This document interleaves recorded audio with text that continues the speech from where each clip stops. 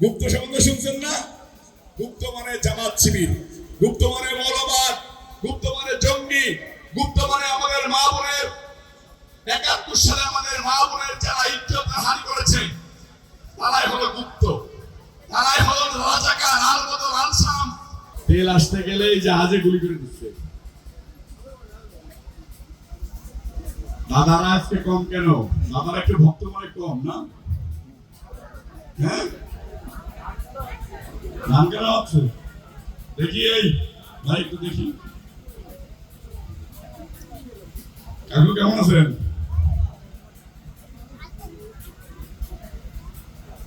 ভালো না? ঢাকাতে থাকলেও আপনাদের মন পড়ে থাকে, মনে হয় যে বারবার ছুটে ছুটে আপনাদের কাছে আসে। বেশি কথা বলবো না, আমি উনি নিশ্চয়ই ভালো বয়ান করে, বয়ান শুনবো। শালিকা ইউনিয়ন, শালিকা থানার ভিতরে খুবই গুরুত্বপূর্ণ ইউনিয়ন।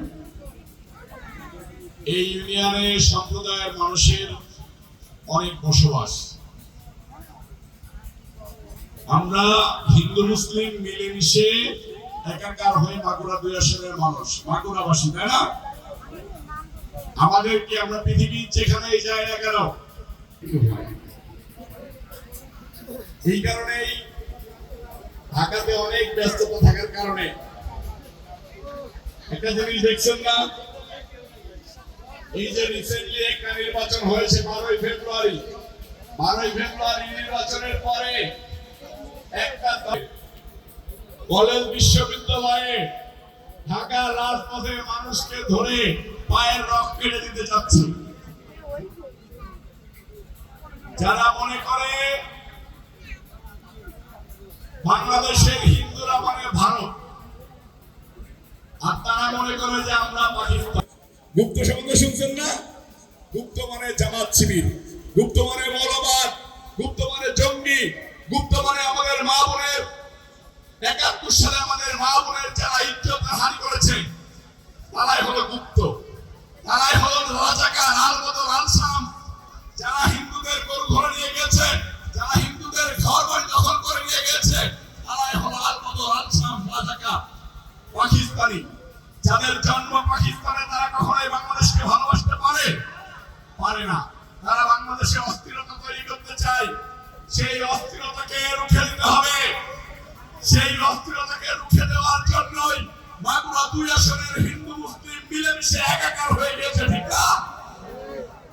আপনাদের এই নামযজ্ঞ অনুষ্ঠানে আজকে আমি রবিউল ইসলাম নয়ন এসেছি। আমার সাথে শত শত লোক ওই মাথা থেকে হাঁটতে হাঁটতে আপনাদের এখানে এসেছে। কি জন্য এসেছে জানেন? আমিও ওই ২-৩ কিলোমিটার ওদের সাথে হাঁটতে হাঁটতে এসেছি একটা জিনিস জানান দেওয়ার জন্য, বাংলাদেশের মাটিতে আর কোন মৌলবাদ, রাজাকার, আলবদর আলসামদের জন্ম ঘটিব না। আমার হিন্দু ভাই, আমার হিন্দু মা বোনদের ইজ্জতের হানি হতে দিব না। আমাদের গোয়াল থেকে আর কাউকে গরু নিয়ে যেতে দেব না। আমাদের মাঠ থেকে আর কাউকে জমি দখল করতে দিব না। সেজন্যই আমি হাঁটতে হাঁটতে আপনাদের এই মাহফিলে এসেছি জানান দিতে ওই রাজাকারদের জন্য। যখন মুক্তিযোদ্ধারা পাকিস্তানের বিরুদ্ধে যুদ্ধ করেছে, আমার এই মা বোনেরা মুক্তিযোদ্ধাদের পাশে ছিল। আর তোমরা গুপ্ত রাজাকার, আলবদর আলসাম, পাকিস্তানিদের সাথে মিলে মিশে একাকার হয়ে এই হিন্দু সম্প্রদায়কে দেখে দেখে ভোগ বিলাসিতা করার জন্য তুলে নিয়ে গিয়েছো, গরু ধরে নিয়ে গিয়েছো, ছাগল ধরে নিয়ে গিয়েছো, জায়গা দখল করে নিয়েছো। তোমাদের আর কোনো সুযোগ দেওয়া হবে না। নতুন করে ফান্দি পাতো এই হিন্দু সম্প্রদায়, এই মুসলমান সম্প্রদায় সকলে মিলে একসাথে এই পাকিস্তানিদেরকে প্রতিহত করবো। আপনারা থাকবেন না?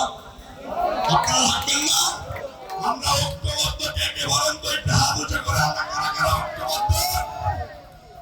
আমরা এই রাজাকারদের বিরুদ্ধে সকলে মিলে ঐক্যবদ্ধ হয়েছি। আমি আপনাদের আপনাদের কাছে একটা কথা বলে শেষ করব। আমি রবিউল ইসলাম নয়ন 4 বার গুলি খেয়েছি ঢাকার রাজপথে। 4 বার গুলি খাওয়ার পরেও বেঁচে আছি। কালকে বাইতুল মুকাররম মসজিদের সামনে মনে করে জামাত শিবির তাদের আতুর ঘর, সেইখানে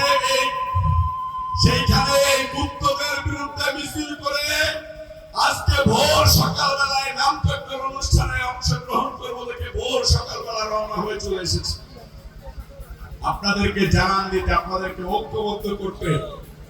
আমরা মাগুরা 2 আসনের মানুষ একত্রিত হয়ে থাকবো। সৃষ্টিকর্তা আমাকে এবার জনপ্রতিনিধি করে নাই, কিন্তু আপনাদের এই উপস্থিতি এবং আপনারা যে আমাকে এখানে দাওয়াত করে এনেছেন, আমি নির্বাচনের আগেই বলেছিলাম জনাব তারেক রহমান সাহেব যদি আমাকে মনোনয়ন না দেয় আমি নির্বাচন করব না, যাকে মনোনয়ন দেয় তার পক্ষে নির্বাচন করব। ধানের শীষের পক্ষে নির্বাচন করে এইখানকার জনপ্রতিনিধিকে জনপ্রতিনিধি বানিয়েছি। উনি মনে হয় আপনারা দাওয়াত দিলেও এই প্রোগ্রামে আসতেন না, আসেন না। আপনাদেরকে আমি কথা দিচ্ছি, কে আসলো না আসলো তাতে যেন আপনাদের জায়গা আসে। আপনাদের সন্তান, আপনাদের ভাই